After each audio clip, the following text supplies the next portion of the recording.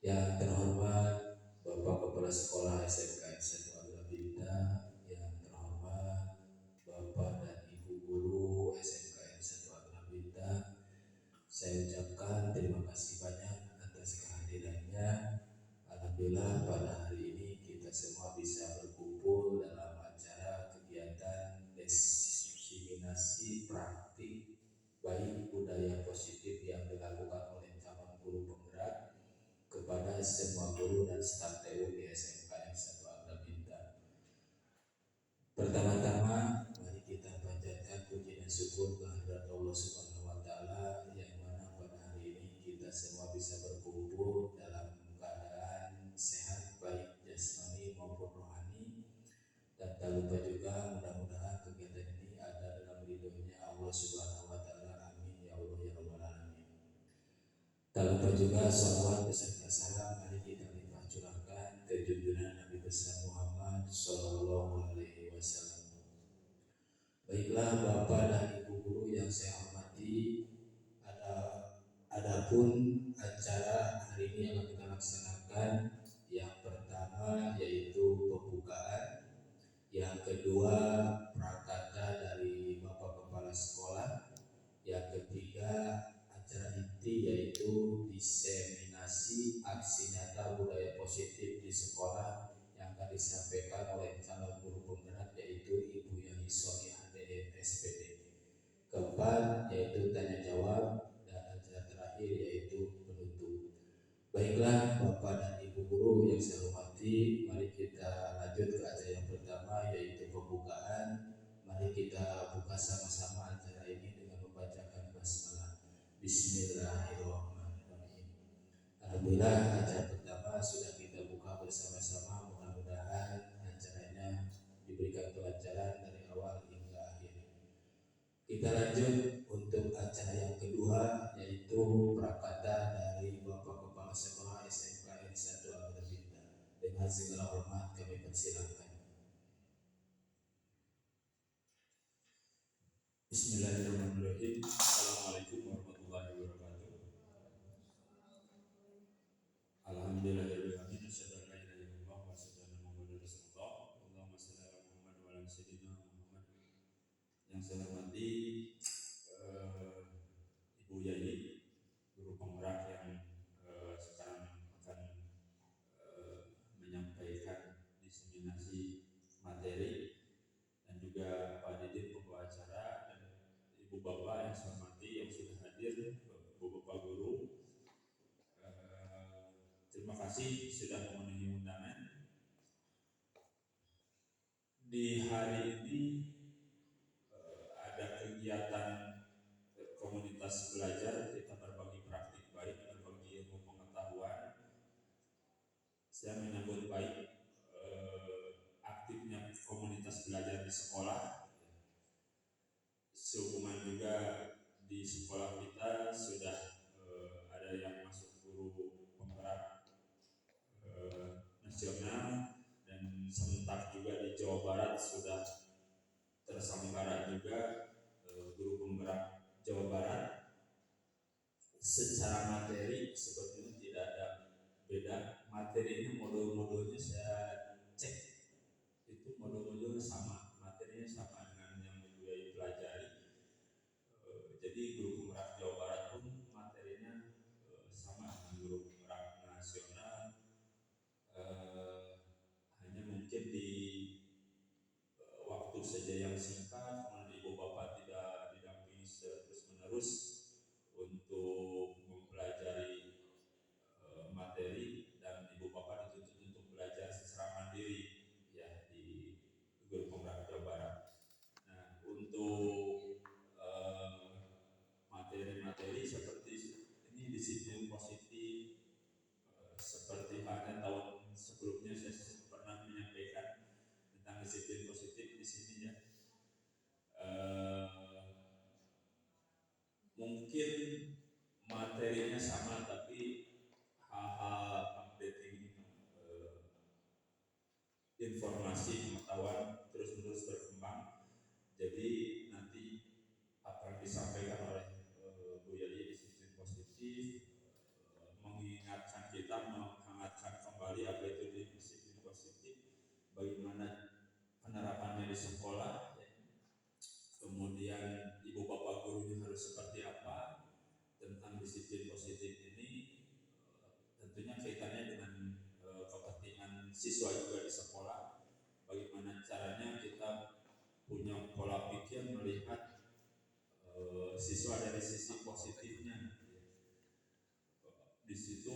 pasti akan dibahas apa itu hukuman, sanksi dan sebagainya. Kita berbagi ilmu pengetahuan, berbagi praktik baik dengan Bu Yeni, dan tentunya Ibu Bapak juga. Nanti siapapun, bukan hanya guru penggerak, siapapun yang punya keberhasilan di kelas, tips saya punya tips yang bagus nih di kelas, responnya bagus, grafiknya meningkat, silakan diajukan di komunitas belajar. Kita berbagi praktik baik, undang Ibu Bapak guru, sampaikan gitu ya. Jadi bukan hanya sebatas guru penggerak dan lainnya, tapi Ibu Bapak juga sanesna mangga sepanjang Ibu Bapak punya praktik baik, kita berbagi di komunitas belajar. Hidupan komunitas belajar di sekolah, badai numpas per mata pelajaran ngaliung di komunitas belajar, mangga.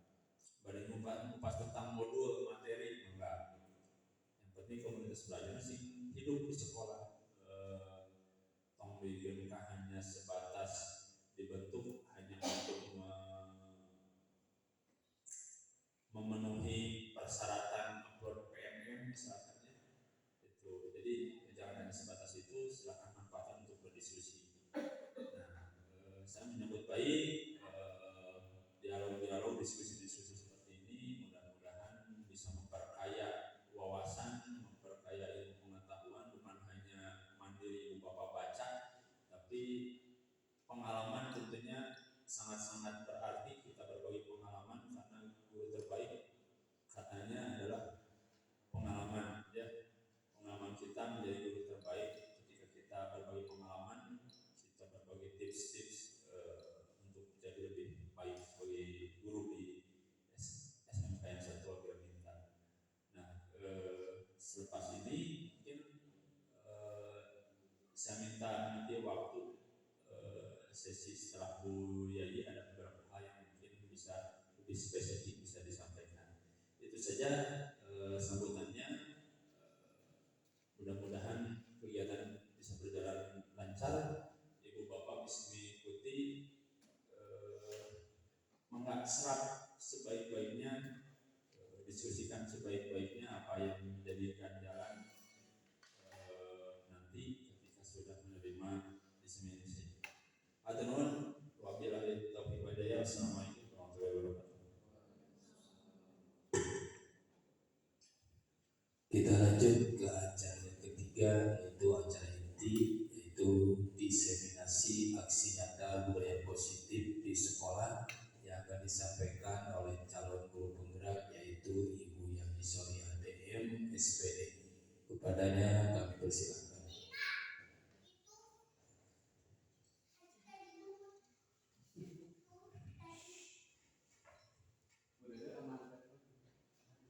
Assalamualaikum warahmatullahi wabarakatuh. Selamat pagi Bapak Ibu yang bisa hadir pada kesempatan kali ini. Saya sampaikan terima kasih sebesar-besarnya atas perhatian dan juga bantuan Bapak Ibu untuk bisa menghadiri kegiatan diseminasi budaya positif yang sudah saya praktikkan selama ini di sekolah.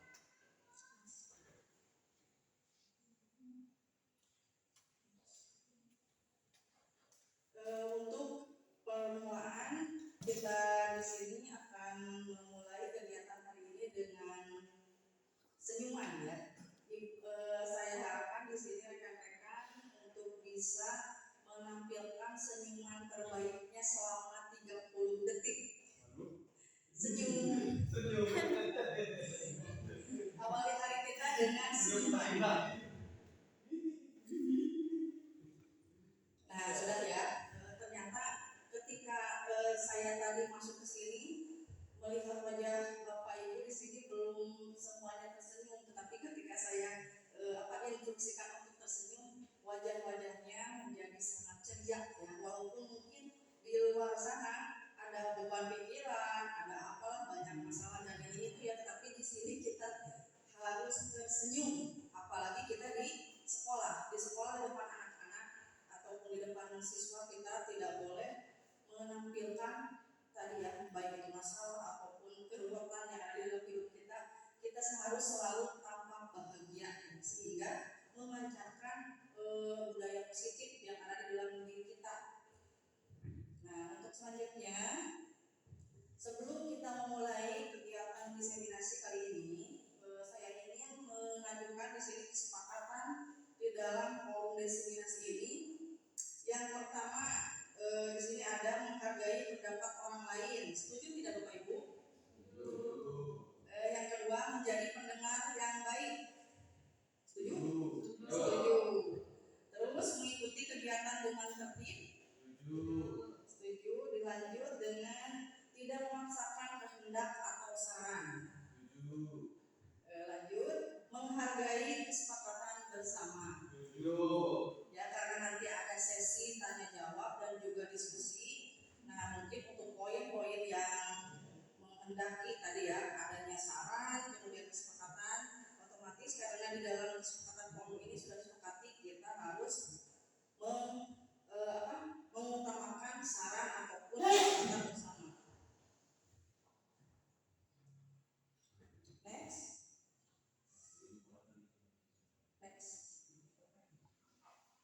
Nah, sebelum kita memulai kegiatan, supaya kita lebih semangat lagi ya mengikuti kegiatan hari ini dan tidak mengantuk mungkin walaupun masih pagi tapi tampaknya masih loyo-loyo nih. Kita akan mendengarkan di sini lagu ya yang membangkitkan motivasi Bapak Ibu di hari ini.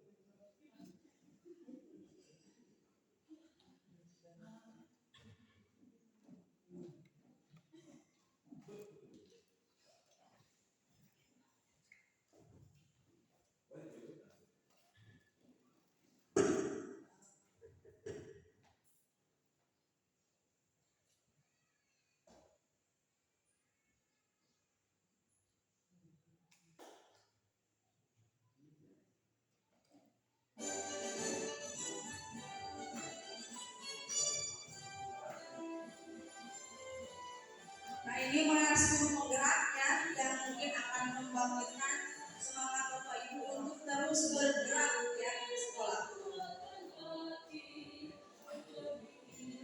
Memanggil kawan, belajar berguna berbagi untuk negeri, guru penggerak majukan pendidikan, guru penggerak mengapa pada murid. Macam pembelajaran, ini potensi tingkatkan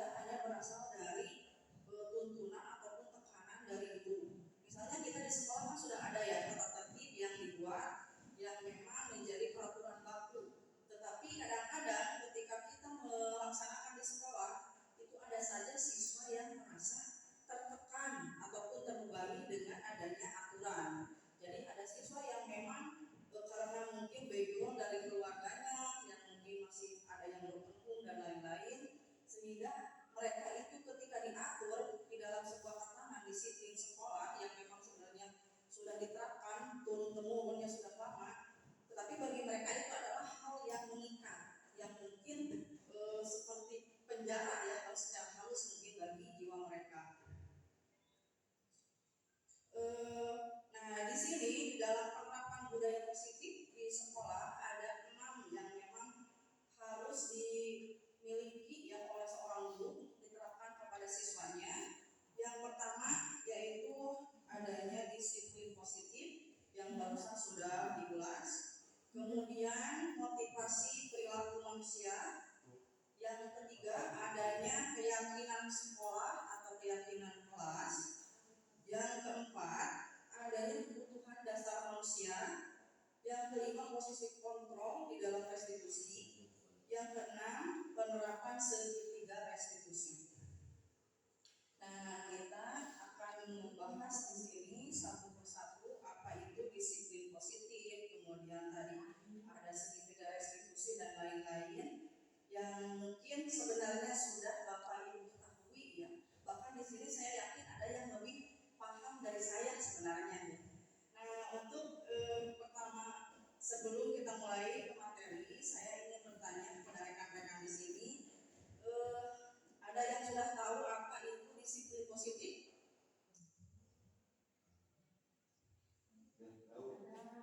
Siapa? Apa Bu Dede?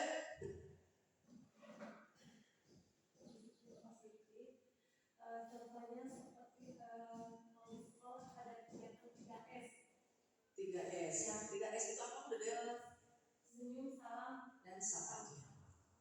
Siapa lagi tadi? Pak Rahman?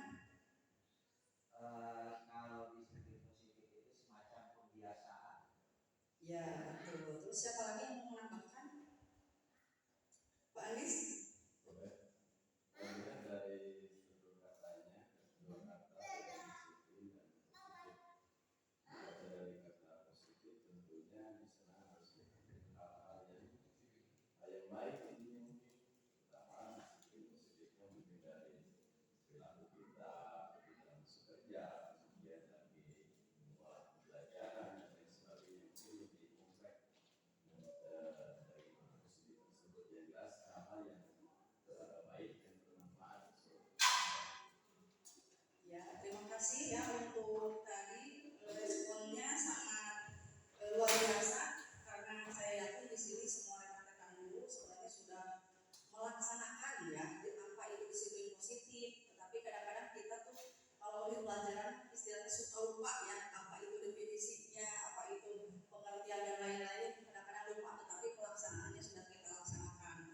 Nah, kita akan mengulas kembali ya yang mungkin sudah terlupa, biar kita ingat kembali apa sih itu disiplin positif.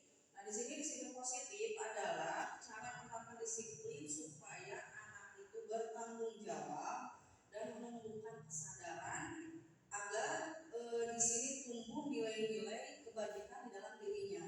Jadi anak tersebut merasakan sadar melakukan apa yang dia ikuti di sekolah atau tertib itu dengan bukan tekanan ya, tapi berasal dari niatnya atau dari intuisi dirinya sendiri. Nah, disiplin positif biasanya lebih ke arah siswa itu bisa mengontrol. Kan apalagi di SMK ya, yang namanya jiwa anak SMK itu berbeda dengan jiwa anak SMA, apalagi SMP ya. Jiwa SMK itu kadang-kadang kebanyakan keras ya, terutama misalnya di jurusan-jurusan teknik ataupun di jurusan yang adanya di lapangan seperti di AT. Nah, itu salah satu upaya kita di dalam memberikan pelayanan yang baik ya kepada siswa adalah tadi yang mengarahkan supaya siswa itu bisa mengontrol dirinya dengan apa? Dengan sadar ataupun dengan apa yang ada di dalam hatinya itu tidak membuat mereka terbebani ya. Jadi misalnya si A nih, siswanya ingin sebenarnya dia tuh punya kebiasaan yang kurang baik, misalnya suka telat sekolah. Nah, bagaimana sebagai seorang guru kita bisa menyadarkan? Jadi jangan sampai hanya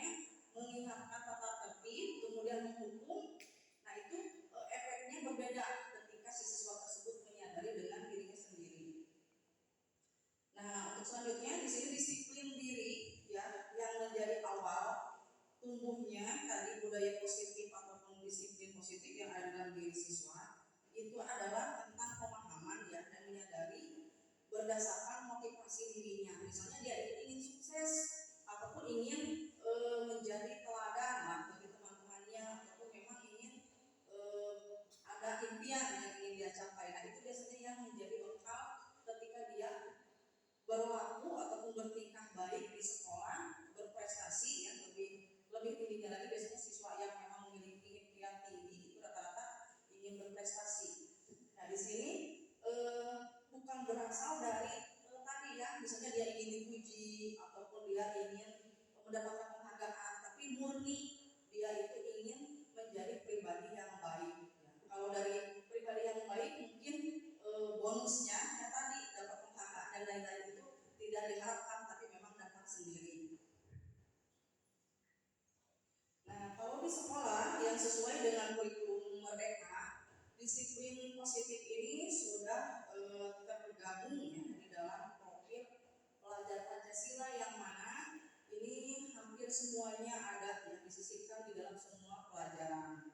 Nah, tentunya profil pelajar Pancasila ini yang memang harus kita terus tanamkan ya kepada siswa, sehingga pertama dari dalam diri seperti tadi ya, mereka bisa lebih di dalam hubungan, di dalam keagamaan, berarti mereka bisa lebih beriman ya dan bertakwa. Kemudian juga di dalam seharian di sekolah mereka lebih mandiri, tidak membutuhkan apalagi tidak harus mendorong-dorong yang oleh guru, tapi mereka mandiri ketika mengerjakan tugas ataupun mempunyai inisiatif sendiri ketika mengerjakan tugas tersebut.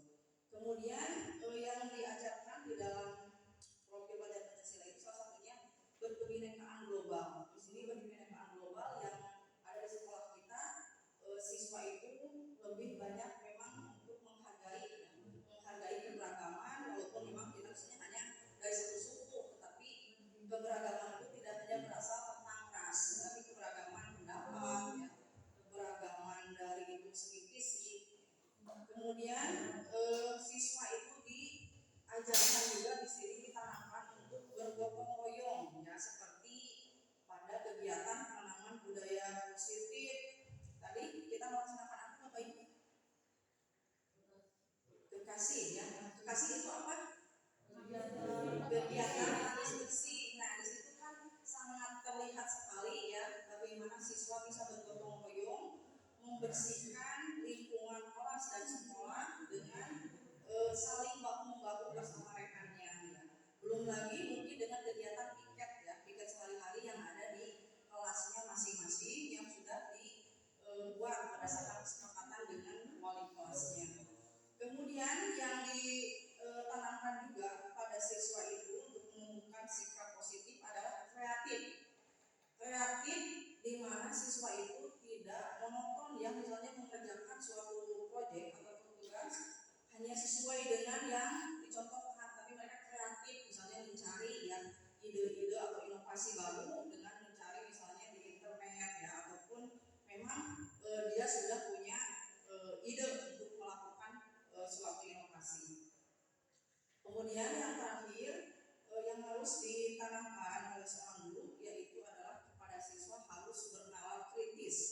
Bernalar kritis salah satunya dalam komunikasi ketika kerja kelompok ya atau pengerjaan suatu proyek. Biasanya siswa itu kan harus kritis ketika bertanya ataupun merespon ya ketika ada presentasi dari rekan-rekannya yang sedang tampil, sehingga di situ komunikasinya tidak hanya satu arahnya. Dan di situ kita juga mengajarkan dengan bernalar kritis ini si siswa tidak hanya pasif ya, sehingga siswa itu lebih aktif, kemudian bisa berkomunikasi dan memberikan apa yang ada di dalam pikirannya untuk dibagikan dan menjadi masukan juga untuk rekan-rekannya.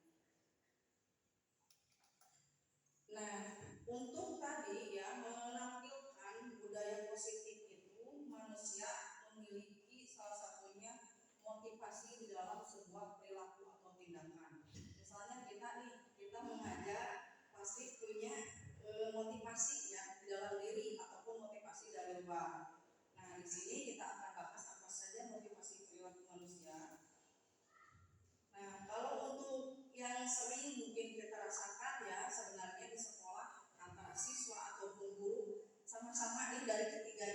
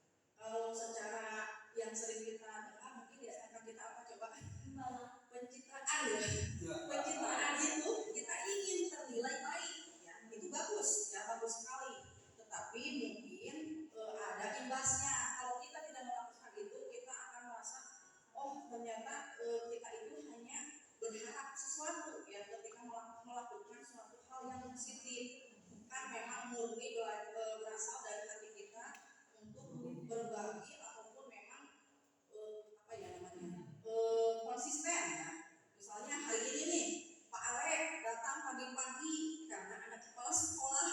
Nah, itu kan motifnya ingin mendapat mungkin puji nih Pak Alek ternyata rajin gitu. Tapi misalnya ketika tidak ada kepala sekolah, Pak Alek datangnya siang. Nah, itu mungkin ya yang membedakan antara ingin dihargai dengan imbalan ataupun tadi ya penghargaan dengan yang memang berasal dari diri neatnya sendiri. Nah, yang ketiga, ini motivasi perilaku seorang itu bisa berasal dengan menjadi orang yang mereka inginkan dan menghargai diri sendiri dengan nilai-nilai yang mereka percaya. Nah, dari ketiga ini masuk yang mana Bapak Ibu? Semuanya. Pernah merasakan ya semuanya. Tetapi kalau untuk siswa di sini ya, kalau berdasarkan teori tadi, alangkah baiknya kita menanamkan teori tersebut supaya siswa menjadi yang di nomor 3. Jadi dia sadar dengan apa yang ada pada potensi dirinya, kemudian ingin mengembangkan apa yang dimilikinya sehingga dia bisa menghargai diri sendiri. Otomatis ketika dia bisa menampilkan yang terbaik, baik itu penghargaan ya ataupun tadi terhindar dari hukuman, itu tidak akan dirasakan oleh siswa tersebut. Nah, selanjutnya tadi ada materi yang harus kita selanjutnya pahami adalah keyakinan sekolah atau keyakinan kelas. Keyakinan sekolah otomatis berasal dari keyakinan kelas. Kalau dulu kita generasi zaman old mungkin ya, waktu SMA ataupun SMP, kita sering yang namanya mengikuti aturan yang berupa tata tertib tertulis ya di sekolah. Biasanya suka dipampang ya di berbagai sudut. Kemudian ada poinnya ketika ada pelanggaran. Nah, biasanya kita itu sampai hafal ya. Misalnya dulu ya waktu saya 3 kali alfa di dalam satu semester ya waktu itu saya sekolah, itu otomatis akan dipindahkan bersyarat, walaupun misalnya naik tapi bersyarat. Nah, itu kan kita zaman dulu ya, zaman waktunya memang era yang berbeda dengan anak-anak yang berada di generasi milenial sekarang. Bagaimana caranya kita menerapkan peraturan tanpa membebani, yaitu diadakannya keyakinan kelas. Keyakinan kelas itu apa? Keyakinan itu di sini ada tabelnya bisa dilihat. Berbeda dengan peraturan. Kalau peraturan itu biasanya hal yang mencakup satu ikatan yang mengikat. Misalnya tadi kalau ada yang membuang sampah, biasanya di aturan itu ditulis ya di berbagai tempat, biasanya di sudut-sudut ruang publik itu biasanya ada dilarang misalnya membuang sampah sembarangan. Nah, itu betul yang dinamakan aturan ya. Aturan itu mengikat dan ada konsekuensi atau hukumannya.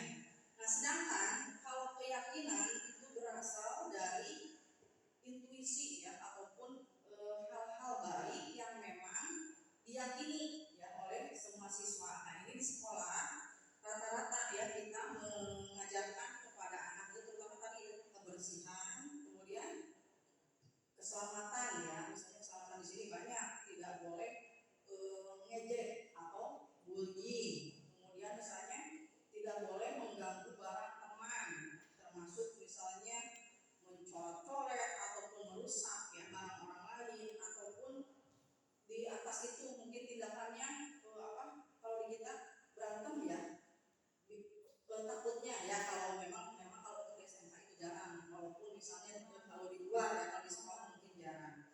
Kemudian kita juga di sini selain aturan tadi ada aturan seperti pemakaian seragam ya. Misalnya termasuk seragaman Senin, Selasa, Rabu, Kamis, Jumat itu kan berbeda-beda. Nah, otomatis untuk menanamkan keyakinan kepada siswa bahwa kita harus mengikuti aturan, yaitu tadi dibuatkan keyakinan kelas ketika Bapak Ibu berada di kelas mengajarkan pelajaran ya. Jadi sebelum memulai pembelajaran kita harus menanamkan dulu ya.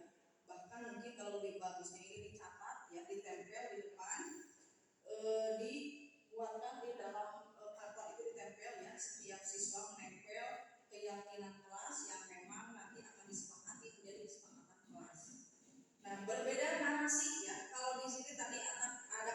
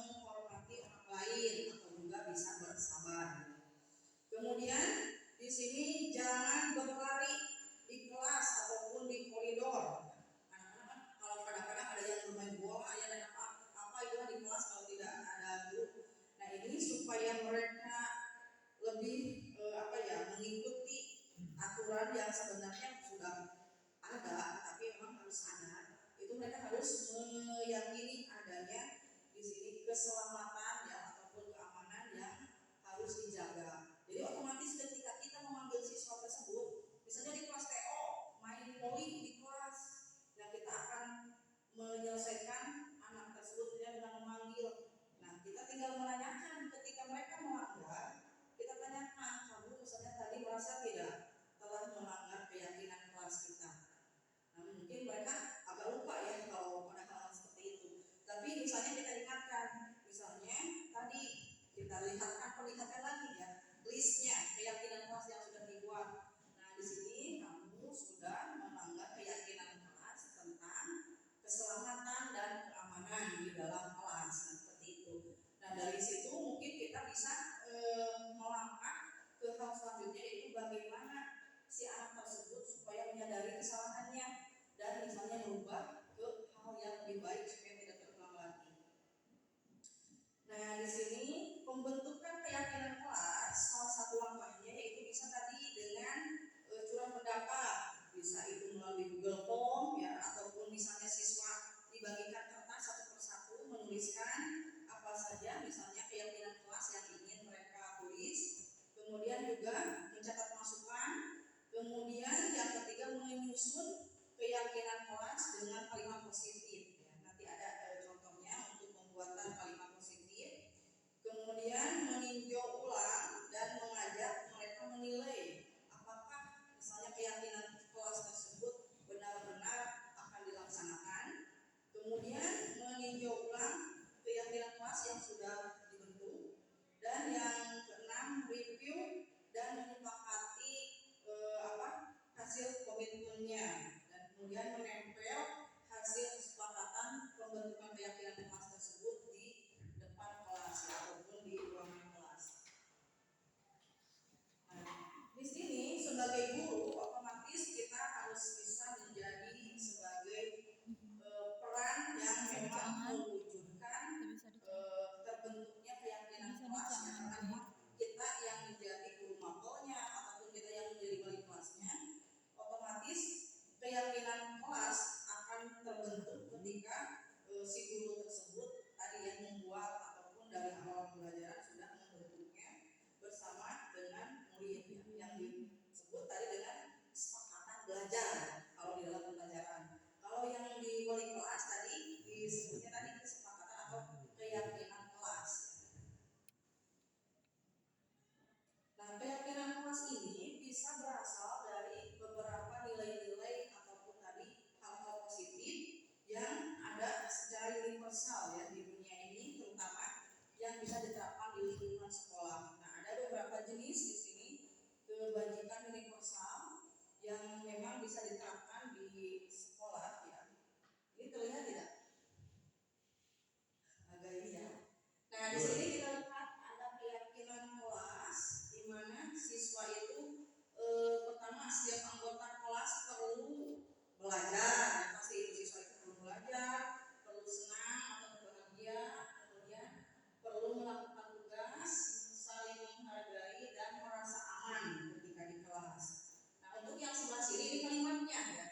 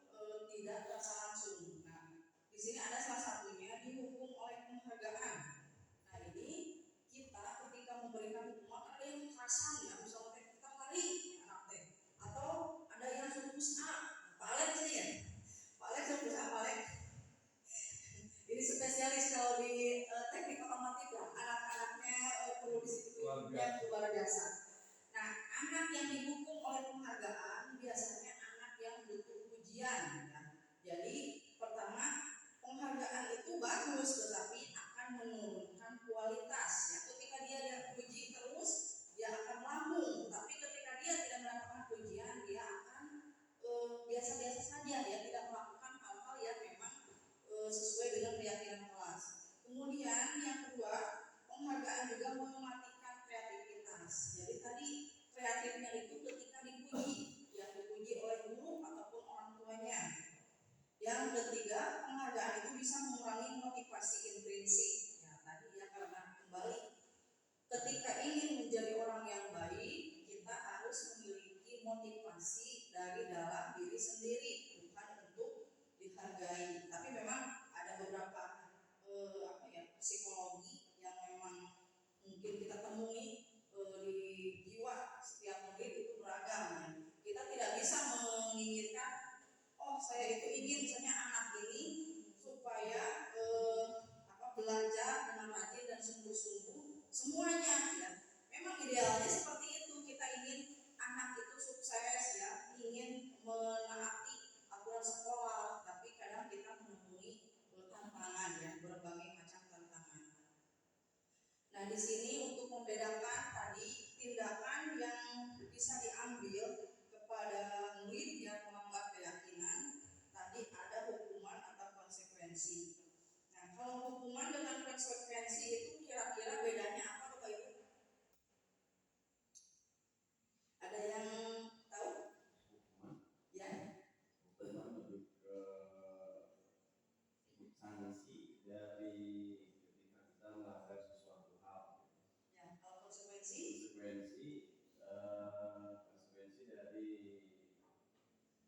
hal yang memang seharusnya misalkan kita lakukan atau tidak dilakukan. Konsekuensi bedanya mungkin kalau hukuman berbeda, ada punishment-nya. Hukuman itu kan punishment, ada sanksi yang akan diharapkan ada efek jerak. Sedangkan kalau tadi setelah itu konsekuensi mah kita dari awal harus sudah kadang sadar tanpa sadar gitu. Kalau hukuman lebih aturannya mengikat gitu.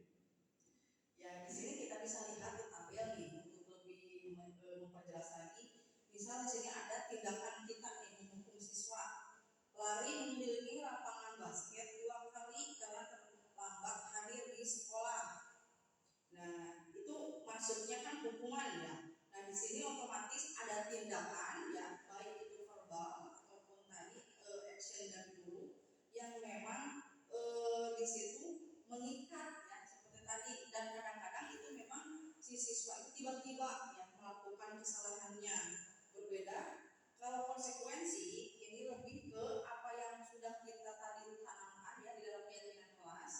Mereka selain menuruti tadi adanya tadi ya narasi-narasi yang ditulis sebagai acuan bagaimana mereka harus mengikuti keyakinan kelas, kita juga di sana akan menjelaskan konsekuensi ketika tidak melaksanakannya apa ya.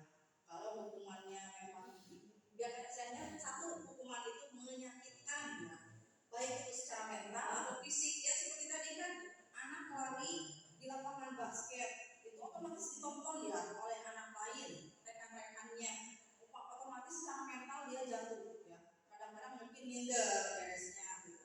Berbeda dengan konsekuensi, misalnya di sini ada tadi anak yang memang merusak ya, mencoret-coret buku temannya, kemudian konsekuensinya dia harus mengganti. Nah kira-kira kalau anak yang terlambat hadir, konsekuensinya kalau dirubah dari hukuman ke konsekuensi apa coba? Kalau sifatnya misalkan diberikan tugas yang ada nilai menurut kita ya positif, misalkan ada gitu bisa jadi hukuman membersihkan WC gitu kan, itu apakah masih ke hukuman atau konsekuensi? Masih ke hukuman sih sebenarnya ya, kalau hal-hal yang memang membuat siswa itu tadi mempunyai efek ya, walaupun tadi betul ada efek jeraknya ya. Kalau hukuman itu kita menginginkan siswa itu supaya tidak mengulangi lagi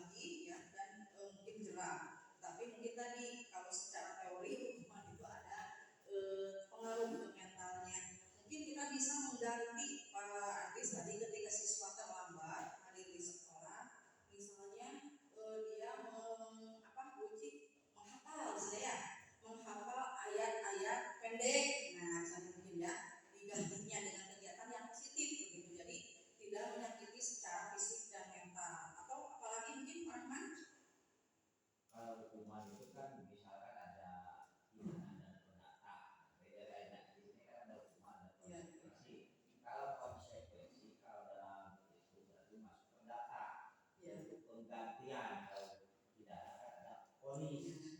Ini dari segi PKN ya, berbeda lagi dengan rasanya. Ya,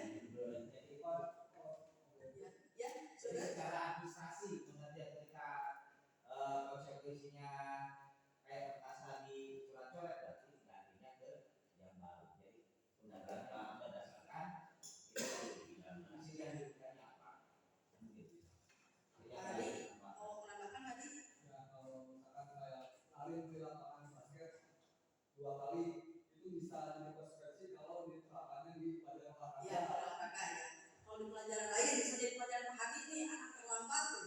Memasukkan alat-alat gitu kan. Ya, berarti diubah ke hal positif yang berhubungan dengan pelajaran ya. Kita lanjut. Karena di sini tampaknya sudah agak bosan gitu ya Bapak Ibu. Kita akan melakukan ice breaking terlebih dahulu. Silakan untuk berdiri Bapak Ibu. Jadi mau peraturan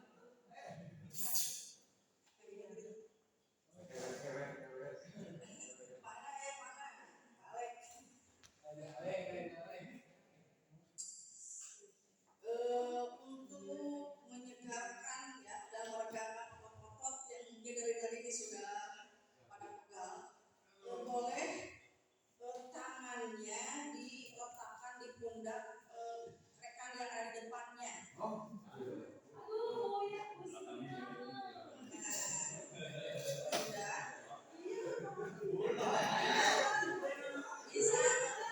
Bisa dibantu sekarang mulai dipijat.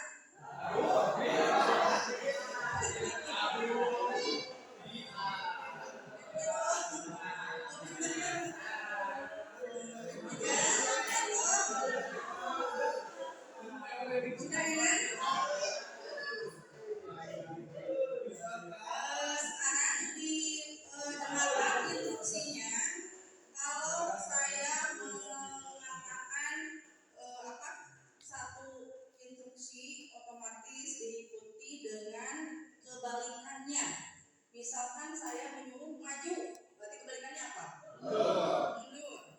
Kalau saya menyuruh mundur, maju. Nah, yang tadi misalnya tidak sesuai dengan yang diinstruksikan otomatis gugur dan duduk ya, tidak mengikuti barisan. Oke, kita mulai. Silakan berkonsentrasi. Ya. Silakan Bapak Ibu mundur. Ya, maju. Kemudian sekarang silakan. Ya.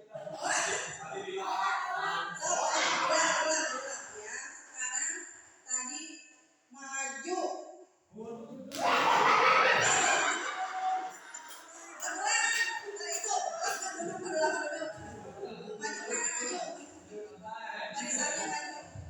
Kemudian sekarang kanan.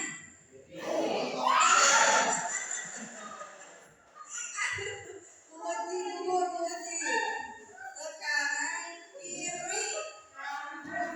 Ya, bagus. Kemudian sekarang maju. Kanan.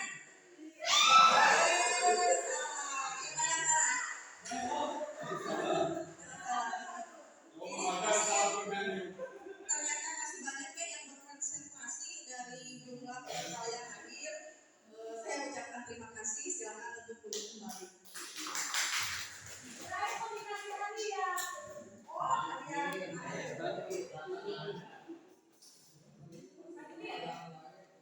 Alhamdulillah ya, dengan barusan kita melakukan sedikit ice breaking, mungkin kembali konsentrasinya kembali ya, tidak loyo dan juga tidak. Untuk materi selanjutnya di sini ada kebutuhan dasar manusia. Nah, kebutuhan dasar ini yang biasanya kita lihat di siswa ya. Siswa itu kan tadi sudah kita bahas beragam latar belakang, beragam sifat, otomatis mereka ini juga memiliki berbagai macam kebutuhan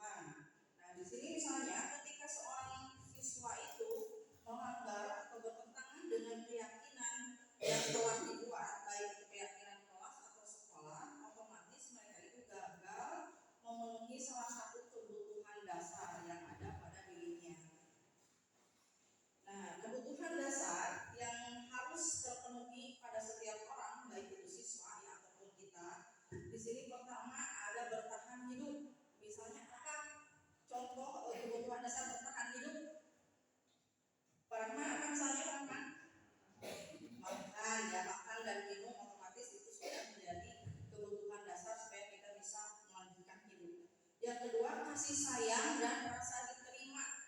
Nah, ini dalam bentuk apa biasanya? Kalau siswa di sekolah yang kebutuhan dasarnya kasih sayang dan rasa diterima, diperhatikan ya oleh temannya, disayang apa Pak? Mempunyai teman yang biasanya memiliki komunikasi ya, kemudian bisa terjalin di situ mungkin kalau kata anak sekarang chemistry mungkin ya, punya apa positif namanya bestie gitu ya zaman sekarang. Kemudian ada penguasaan. Nah, penguasaan itu apa saja yang ada biasanya di siswa? Dia ingin berkuasa dalam hal apa biasanya kalau anak remaja? Dalam sosial. Di dalam lingkungan ya, lingkungan antar hubungan sosial dengan sesama rekan. Misal dia ingin berkuasa seperti ingin menjadi seorang pemimpin ya, atau leader di kelasnya ataupun di kelompoknya. Kemudian yang keempat, kebebasan. Kira-kira bebas dalam hal apa nih kalau Ulin? Ya, berekspresi. Kemudian apa lagi? Pilihan.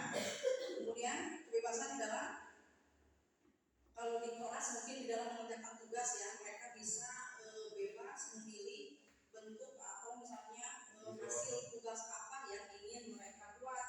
Misalnya tadi ada yang suka video, membuatnya video.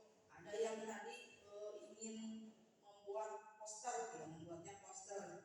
Nah, yang terakhir ada kesenangan. Nah, otomatis ini semua orang kebutuhan dasarnya ingin senang ya di dalam hidupnya, terpenuhi segala kebutuhan yang memang di sini bisa menimbulkan rasa senang ataupun bahagia.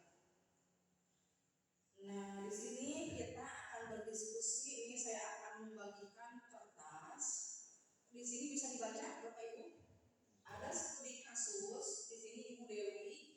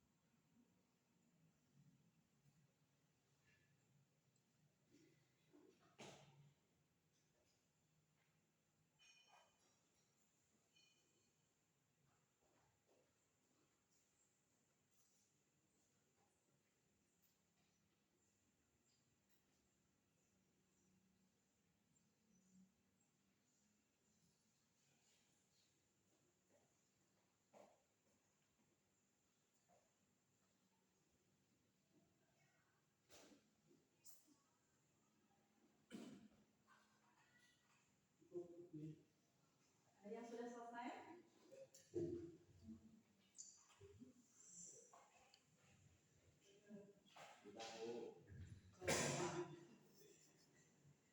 Bisa dibacakan Pak Rahman apa analisis Pak Rahman terhadap kasus ini? Kalau saya kan itu kita mengacu dasar hukumnya teori kebutuhan manusia yang diberikan oleh teori Maslow ya. Kalau keadaan seperti itu kita analisis dulu anak itu keluarganya dari mana, latar belakangnya kan gitu. Apakah dia yatim atau apa, keluarganya, lingkungannya dan seterusnya kan gitu. Ketika kita sudah menemukan itu kita nasihati, nah ketika nasihati masih ya berarti kita laporkan dulu ke wali kelas, BPK dan siswaan, nanti musyawarah apakah nanti hukuman dan seterusnya. Itu saja. Ya, terima kasih Pak Rahman. Yang lain siapa? Andi sudah? Apa Pak Andi? Dari pertanyaannya menarik karena ini di sudut pandangnya mungkin berbeda ya. Kira-kira apa alasan Niko melakukan hal tersebut? Menurut saya bisa saja ya. Penyebab tersebut bukan karena tidak diberikan uang jajan oleh orang tua ataupun tidak memiliki uang, akan tetapi kembali ke tadi ada hasrat apa tadi? Ya, kebutuhan dasar ya. Jadi senior tersebut ingin menunjukkan dirinya bahwa ini bahwa saya ada keberanian melakukan hal itu, ingin dikenal menjadi seseorang yang eksis, mungkin untuk hal yang negatif. Itu sudut pandang saya. Ya, terima kasih Pak Andis. Yang lain siapa? Ya, Pak Dolan. Wow, itu mendefinisikan apa kalau tambahan itu? Jadi mendefinisikan kayak tadi ya, bahwa inilah aku. Jadi ingin menguasai ya, itu ingin terlihat menguasai. Nah, ibu ini siapa yang mau menambahkan? Kenapa bersama? Oke, kan pasti beda narasinya gitu. Betul di sini. Yang pertama, kalau menurut saya ini melakukan itu sama dengan tanaman berani. Mungkin ada dari latar belakang keluarga juga kekurangan dia menginginkan ya kekurangan ekonomi menginginkan uang tambahan yang lebih dan mungkin Niko juga menginginkan dia itu pengen diakui gitu walaupun misalkan dari latar belakangnya dia tidak punya tapi dia itu diakui di sekolah dengan cara wah saya ini gitu bisa mengakui ini kepada teman-teman dan teman-teman bisa jadi takut kepada saya kalau misalkan saya meminta uang tersebut kepada mereka dan mereka juga pasti menuruti apa yang saya inginkan gitu. Tapi yang intinya terkait masalah kemalahan atau peninggalan uang jajan bukan berdasarkan faktor ekonomi. Iya. Iya itu. Itu Ada analisis. kalau misalnya di lapangan kalau misalnya ada tindakan bukan faktor alasan ekonomi. Karena kalau anak itu berdasarkan faktor alasan ekonomi tidak mungkin akan lolos sendiri. Jadi tidak. Itu ini mah akan melapar. Tetap dengan tambahkan yang tambah. Kita lihat persepsinya ya, kita samakan persepsi di sini. Hasil analisis studi kasus yang di sini ditanyakan ya, menurut Anda kira-kira alasan Niko melakukan hal itu ya. Nah, yang pertama ada beberapa sesuai tadi ya beragam bisa juga alasannya. Yang pertama alasan Niko karena ia lapar dan orang tuanya tidak memberi uang jajan yang cukup. Nah, di sini kebutuhan dasar yang belum terpenuhi oleh si Niko adalah bertahan hidup ya. Ini kan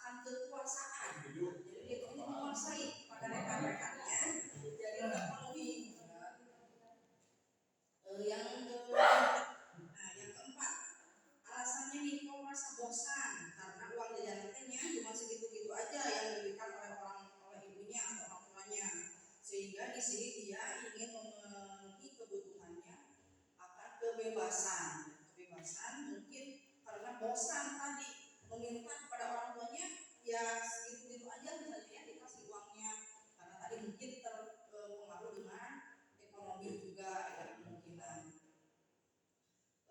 Yang kelima, nah karena ia itu melakukan hal tersebut karena iseng dan menikmati ekspresi wajah teman-temannya yang kesal. Nah di sini kebutuhan yang ingin dipenuhi oleh Niko adalah kesenangan. Jadi senangnya si Niko itu ketika melihat orang lain kesal ya. Karena memang sifat-sifat anak itu ada ya yang begitu di kelas itu. Iya, kalau anak terutama ini memang kelakuan laki-laki ya, maaf bukan menjadi anak laki-laki seperti itu semua ya.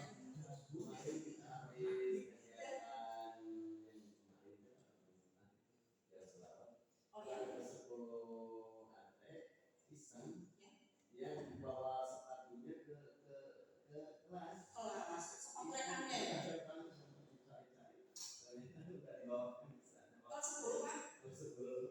Masya Allah sekali ya kalau anak-anak memang banyak sekali isengnya. Iya betul. Ya sebenarnya senang itu tadi senang mengganggu orang, senang membuat orang susah. Dari tadi ya semua analisisnya rekan-rekan semua ini masuk ya ke dalam yang tadi di dalam alasan Sinko melakukan tindakan tersebut. Kemudian yang materi selanjutnya ada posisi kontrol di dalam restitusi. Nah, sebagai seorang guru ya atau pendidik di sekolah kita tentu menginginkan siswa itu menjadi siswa yang taat aturan ya, kemudian misalnya berprestasi dan sukses.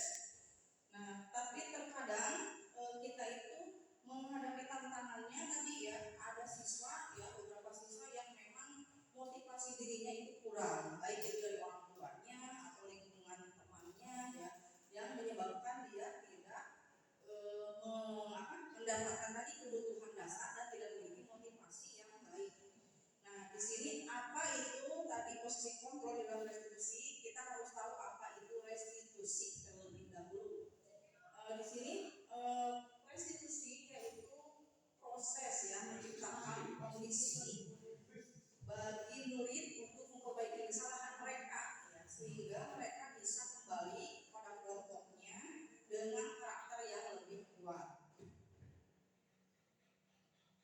Nah, di sini ada ciri-ciri ya di dalam restitusi, yaitu pertama bukan untuk menebus kesalahan. Ya, ketika kita kadang memanggil anak itu kan supaya si anaknya merasa bersalah gitu ya, karena melakukan pelanggaran tadi terhadap keyakinan ataupun aturan di kelas.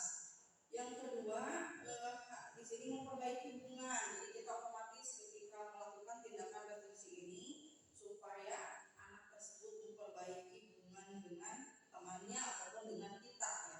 Karena ada dua, pasti antara dua ya siswa itu memperlakukan tadi melakukan pelanggaran terhadap teman dan terhadap guru biasanya kalau di sekolah.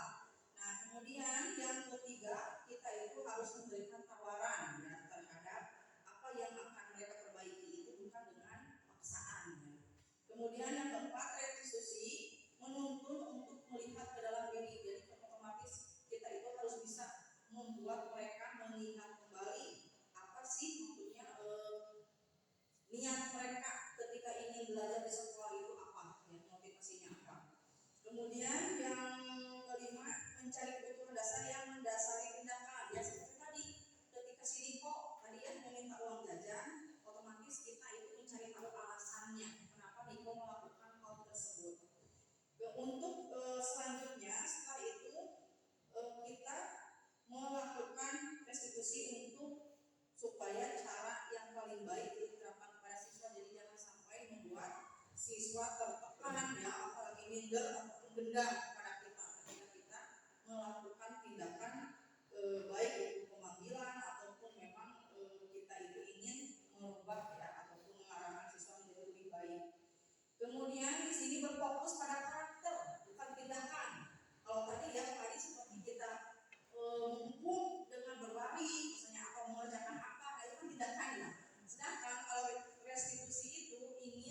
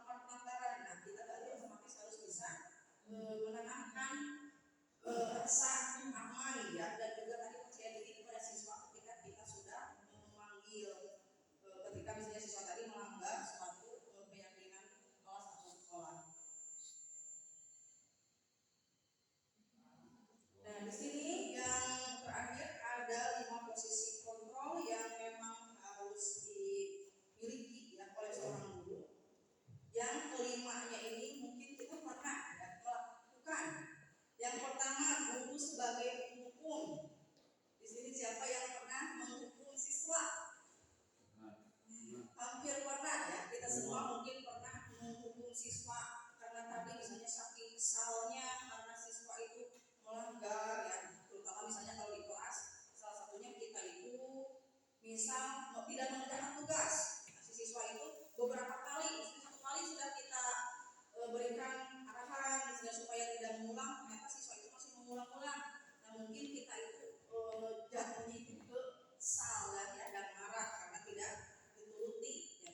Mungkin kemungkinan besarnya kita akan menjadi seorang penghukum. Kemudian yang kedua, ketika kita menghadapi siswa yang melakukan kesalahan, kadang-kadang tidak menghukum, tapi kita memberikan kata-kata yang membuat mereka merasa menjadi bersalah ya. Menekan ya bahwa perbuatan itu salah dan memang tidak ada kaitannya dengan kita ya kalau membuat si siswa merasa bersalah. Misal padulah si siswa anak kabur ya, kabur di jam pelajaran. Ketika dipanggil ke hari selanjutnya, kata padulah, kira-kira kalau ke anak yang seperti itu supaya merasa bersalah seperti apa padulah? Menjalankan kesepakatan kelas. Tentunya kalau misalkan kamu dia merasa bersalah, ikuti aja atau saya kesepakatan kelas itu kalau aku bisa membayar sendiri. Dia tidak merasa bersalah. Kalau tidak merasa bersalah, dia akan membawa tersebut. Itu lebih ke lebihnya ke kesepakatan kelas tersebut. Kesepakatan kelas. Nah itu mah tidak membuat kesalahan. Nah seperti ini misal, kamu itu bapak yang jadi wali kelasnya malu karena kamu sudah kabur. Kamu nggak merasa bersalah kepada bapak, kamu sudah melakukan seperti itu. Nah seperti itu kan kadang-kadang kita ketika kesal ya, ketika ada siswa yang terus-menerus melakukan kesalahan itu, karena saking kesalnya kita melupakan permasalahan dunia kepada siswanya saja.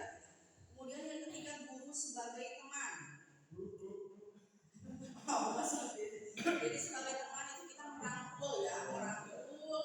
Jadi menyamakan apa yang mereka inginkan dengan yang mungkin sering kita lakukan dengan teman kita ya. Jadi si siswa itu mungkin tidak ada batas di situ, merasa dengan temannya sendiri. Kemudian yang lima, guru sebagai pemantau.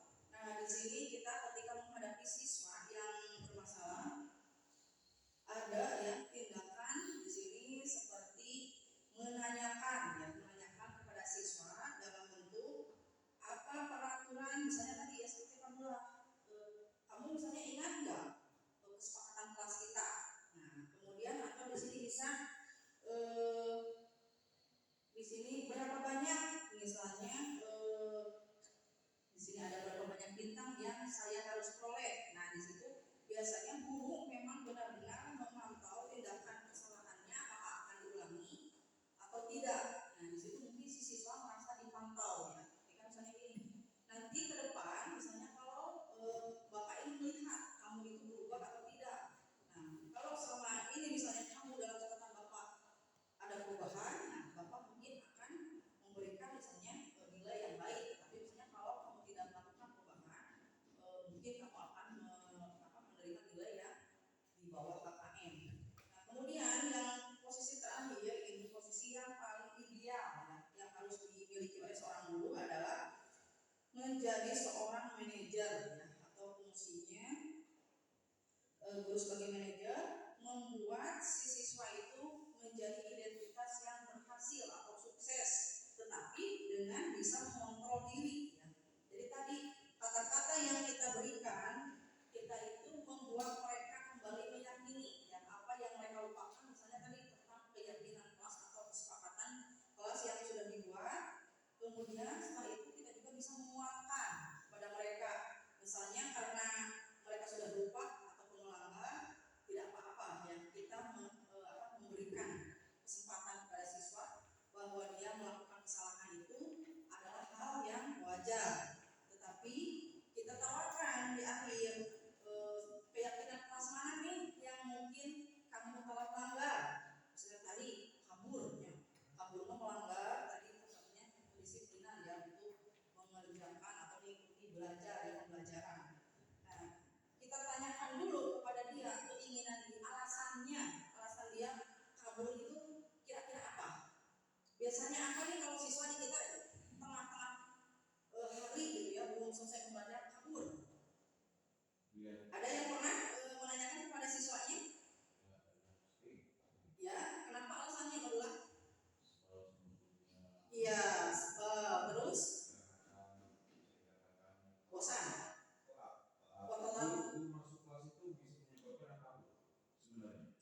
masuk gurunya.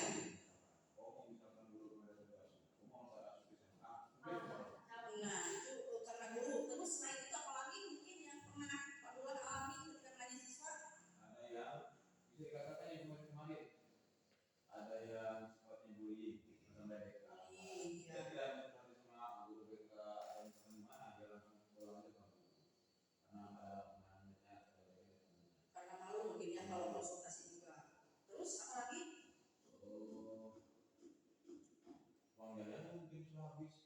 Jajan. Kembali tadi ke uang jajan. Nah itu ya beragam hal yang mungkin sering kita temui di sekolah ya ketika siswa melakukan pelanggaran terhadap keyakinan yang memang sebenarnya sudah kita buat ya kesepakatan di awal pembelajaran ditinggalkan kembali bahkan ya ketika pembelajaran sudah berjalan, tetapi misalnya ada siswa yang memang tadi lupa ataupun memang punya tadi alasan tertentu ya kita tanyakan alasannya kenapa kamu itu misalnya kabur, atau ada juga misalnya siswa yang tidur ya di kelas ketika anak yang lain mengerjakan tugas, atau ada yang main ponsel ya main game dan lain-lain ketika saat pembelajaran yang memang tidak diharuskan memakai ponsel.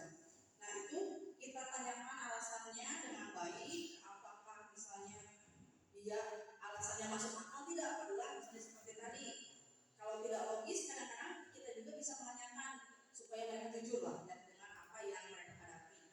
Kemudian kita tanyakan ke depannya kamu ingin seperti apa ya, ingin merubah yang sudah kamu langgar ini dengan tindakan seperti apa, atau apa yang kamu inginkan. Misalnya seperti tadi bosan guru nanateng ngejelaskeun wae ceramah misalnya.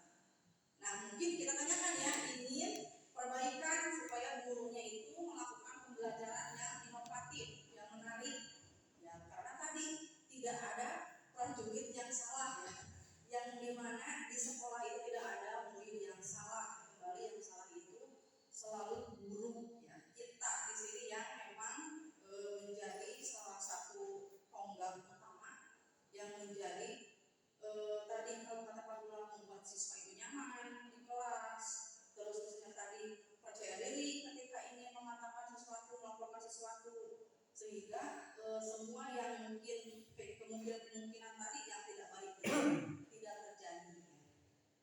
Nah di dalam posisi manajer ini kita semoga kedepannya ya bisa bersama-sama untuk mempraktikkan ya, menjalankan fungsi kontrol kepada siswa ini sebagai manajer. Jadi kalau tadi dengan menghukum membuat merasa bersalah itu karena siswanya itu hanya akan menghindari hukuman saja. Berbeda tadi misalnya dengan menjadi seorang manajer, yaitu siswa bisa menjadi lebih menghargai dirinya, menyadari dan bisa lebih bersemangat ya, ketika kembali ke kelas bergabung dengan teman-temannya, dia merasa percaya diri untuk melakukan suatu perubahan ke arah yang lebih baik. Kemudian di sini, nah segitiga restitusi yang mungkin sudah kita terapkan, tetapi kadang-kadang kita tidak melakukan urutan yang baik ya. Ketika kita menempati sebuah kasus ya, seperti tadi Niko, kita otomatis harus membuat tadi step by step apa yang akan kita lakukan ketika menangani kasus seperti si Niko. Jadi jangan sampai kita menjudge wah si Niko tadi banget Kang Bahar. Nah belum tentu si Niko itu kan Kang Bahar ya. Kalau kita tadi pertama melakukan segitiga restitusi, yaitu menstabilkan identitas. Nah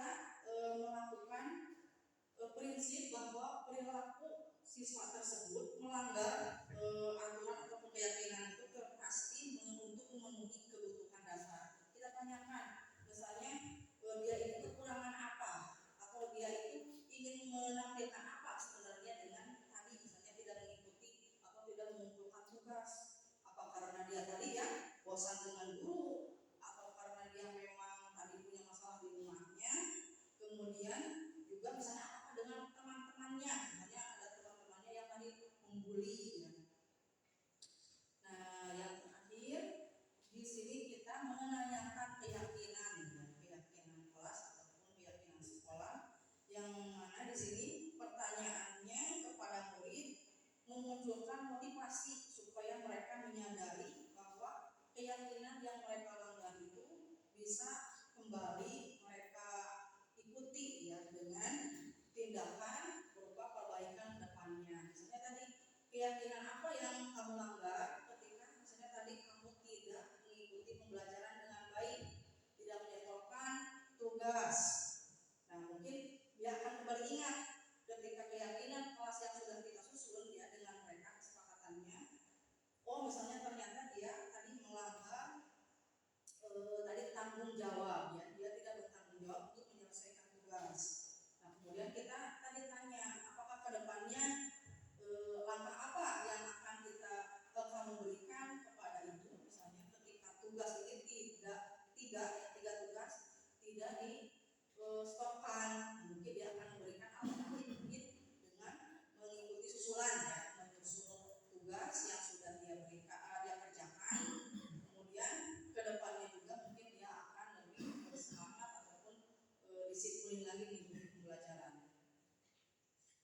Nah mungkin itu yang bisa saya sampaikan mengenai budaya positif, dan di sini ada video ya, sedikit video tentang praktik yang saya lakukan di kelas 11 AT.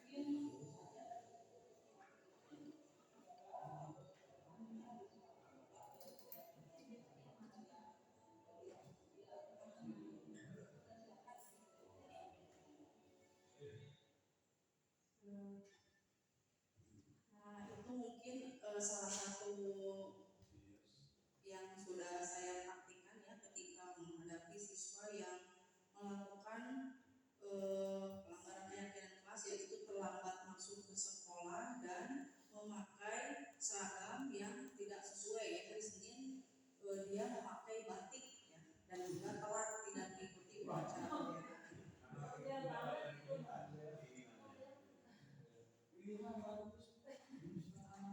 Mungkin untuk kegiatan selanjutnya yaitu sesi tanya jawab, di mana di sini mungkin diinginkan oleh moderator ya. Oke, baiklah. Untuk acara selanjutnya yaitu sesi tanya jawab. Bapak Ibu, barangkali ada yang ingin ditanyakan apa yang sudah disampaikan tadi oleh calon guru penggerak yaitu Ibu Yai Sulihat. Enggak, mungkin 1, 2 sampai 3 pertanyaan aja cukup ya. Enggak? Sudah jelas. Tuntas Ibu Yai. Kena ayat Pak Andi sama perwakilan Pak Rahman telah masuk lainnya.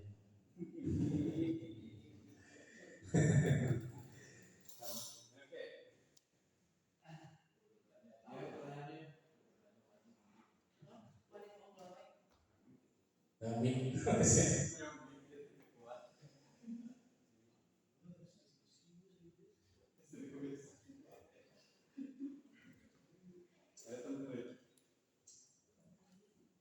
baik, terima kasih. Assalamualaikum warahmatullahi wabarakatuh. Saya ucapkan terima kasih atas waktunya. Saya ingin sedikit bertanya, dikarenakan ibu ini adalah salah satu calon sebagai guru penggerak. Nah, yang berusaha ibu utarakan dari mulai awal sampai akhir, yang saya ingin pertanyakan, di mana sih caranya yang paling utama misalkan yang sekira-kiranya bisa sampai ibu dilakukan di kelas kepada murid-muridnya, bahwasanya anak itu sampaikan betah di kelasnya gitu.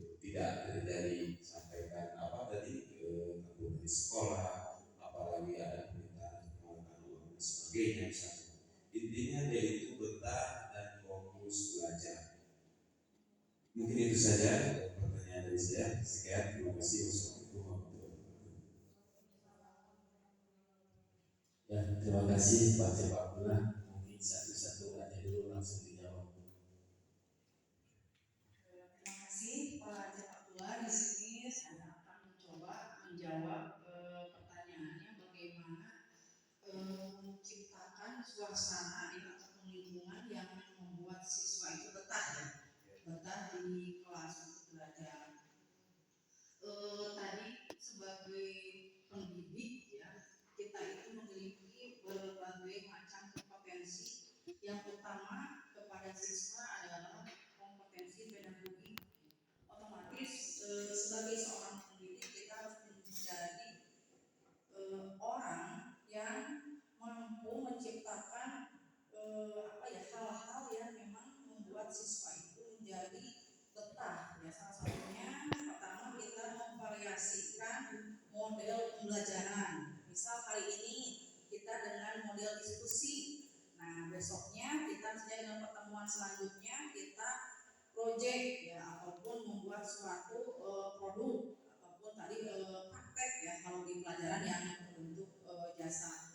Kemudian kita juga tadi bisa menambahkan games ya, games yang seru yang mungkin kalau mengikuti kodrat zaman, anak zaman sekarang tidak jauh dari gadget ya atau ponsel. Nah, kita bisa memanfaatkan ponsel tadi untuk dijadikan sebagai tadi ya untuk permainan. Permainannya apa? Yang edukatif ya. Misalnya banyak sekali konten-konten aplikasi yang berbentuk games yang memang membuat anak itu lebih semangat lagi ya di dalam pembelajaran, seperti ada wordball ya ataupun misalnya ada quizzes dan ada lagi juga games-games yang banyak ya yang memang bisa kita pelajari terlebih dahulu ya sebelum diterapkan kepada siswa. Di Canva juga bisa ada, itu ada beberapa macam games yang kita bisa buat ya melalui yang terbaru itu AI ya, artificial intelligence. Tinggal kita mengetikkan di situ misalnya games yang seru untuk siswa. Nah, di sini itu si mesin pencari itu akan memberikan arahan kepada kita untuk memberikan games apa yang memang misalnya dibutuhkan oleh siswa. Kemudian tadi kita juga bisa menggunakan aplikasi yang memang mewadahi siswa ya, terutama kreativitas siswa ketika membuat suatu tugas ya, seperti menggunakan kalau yang sekarang lagi hits yaitu Canva ya. Misalnya tugasnya kita kasih kepada siswa itu dalam pembelajaran yang berdiferensiasi atau beragam, baik itu tugasnya ataupun tadi materinya. Kita ini dari Canva ada beberapa jenis ya fitur yang ditawarkan untuk membuat siswa betah di sekolah. Salah satunya memberikan variasi materi ya. Canva itu bisa menyediakan ada video ya, di situ video pembelajaran, video pendidikan ya tentang materi. Ada infografis ya, infografis yang dibentuk biasanya kan infografis itu seperti poster ya. Ada juga PowerPoint ataupun video yang pendek ya, yang mirip seperti PowerPoint tetapi bergerak.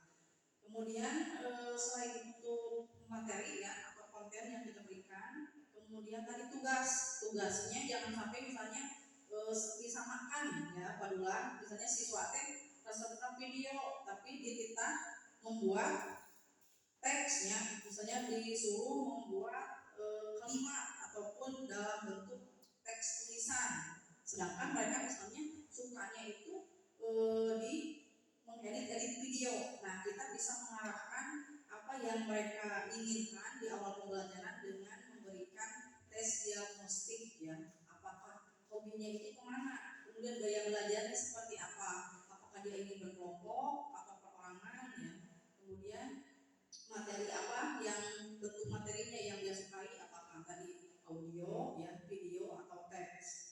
Mungkin itu yang bisa saya sampaikan ya sebagai alternatif untuk membuat siswa betah di sekolah ya sebagai guru. Mungkin kalau selain itu mungkin di sekolah juga kan kita itu diadakan beberapa macam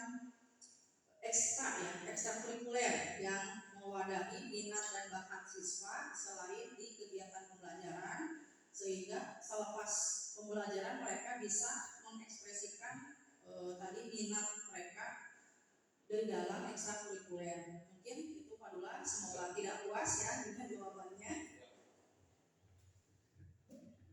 Ya. Gimana Pak Dula? Puas? Cukup? Tambah? Cukup pertanyaannya? Oke. Oke.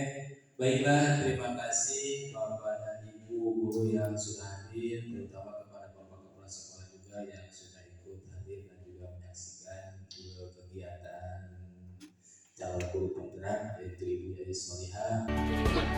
Assalamualaikum warahmatullahi wabarakatuh. Perkenalkan, nama saya Erik Hermanto dari kelas 10 TPK. Kebetulan saya mendapatkan penanganan dari Ibu Yadi Solihah, menjadi lega dan mendapatkan solusi.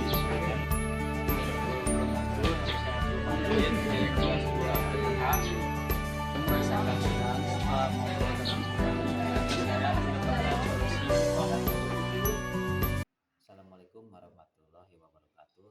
Nama saya Rahman Rustandi, teman sejawat dari Bu Yadi Solihah, pemberi materi disiplin positif. Saya akan memberikan refleksi dari penjabaran materi dari Bu Yadi. Tasnya jangan tadi. Karena itu Bu Risna. Mulai?